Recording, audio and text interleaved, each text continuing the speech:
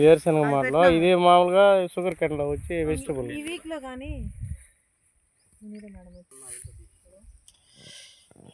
చెరుకులో వచ్చి మనకి గట్లమ్మడి కూరగాయలు ఆకుకూరలు ఎస్ఆర్పురం మండలం మంగుంటలో మన జయచంద్ర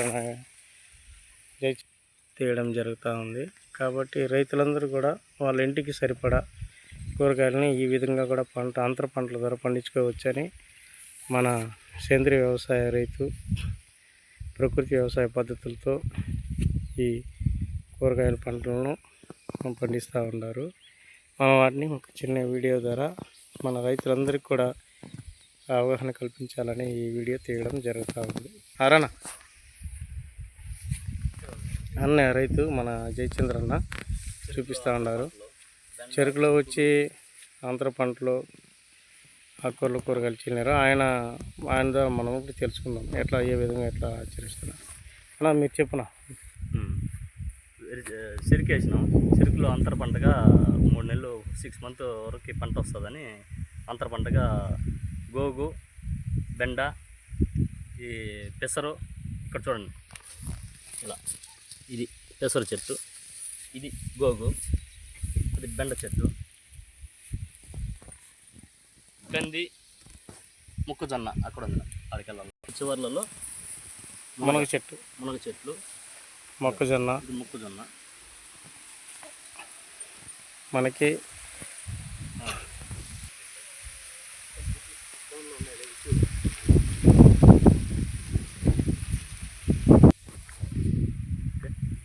చిత్తూరు జిల్లా ఎస్ఆర్పురం మండలం మంగుంట గ్రామంలో జయచంద్ర అనే రైతు. ఇదివరకు జాగిరి నేను తయారు చేసేవాడిని. ఇప్పుడు 2 years 3 years బిఫోర్గా జాగిరి టీటీడీకి సప్లై చేశాను. ఈ ఇయర్ కూడా రెడీగా ఉంది చెరుకు. జాగిరి తయారు చేస్తున్నాను. ఎవరైనా ఆర్గానిక్ ఫార్మింగ్లో జాగిరి కావాల్సిన వాళ్ళు నాకు ఇన్ఫార్మ్ చేస్తే నేను వాళ్ళకి సప్లై చేసేదానికి సిద్ధంగా ఉన్నాను.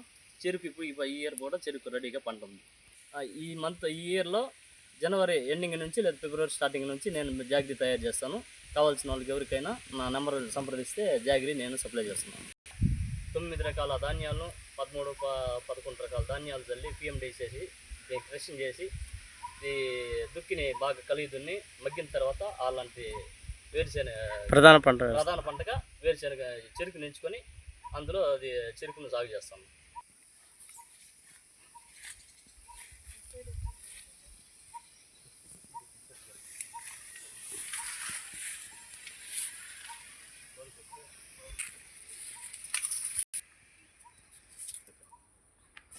ప్రకారంగా జాగిరి కోసం రెడీ చేసిన చెరుకుని ఈ చుట్టి అంటే అనగా గుప్తులు కట్టి దీన్ని చెరుకుని పడనేయకుండా ఈ ఆర్గానిక్ ఫామ్లో తయారు చేసి ఇలా దీన్ని రెడీమేడ్గా కట్టడం జరిగి ఇది పడిపోకుండా వేస్ట్ అవ్వకుండా దీన్ని తీసుకెళ్ళి గడ్డలో చెరుకు క్రషింగ్లో పెట్టి పాలు పట్టి బెల్లం తయారు చేసి చేయడం జరుగుతుంది.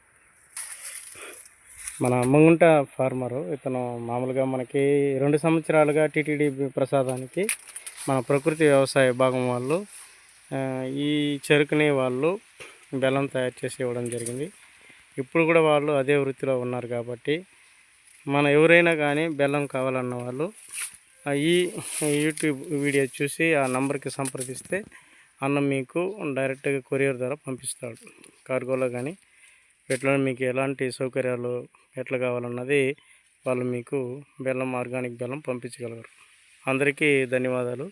మనం చిత్తూరు జిల్లా రైతును ప్రతి ఒక్కరూ ఈ యొక్క అవకాశాన్ని వాడుకోండి.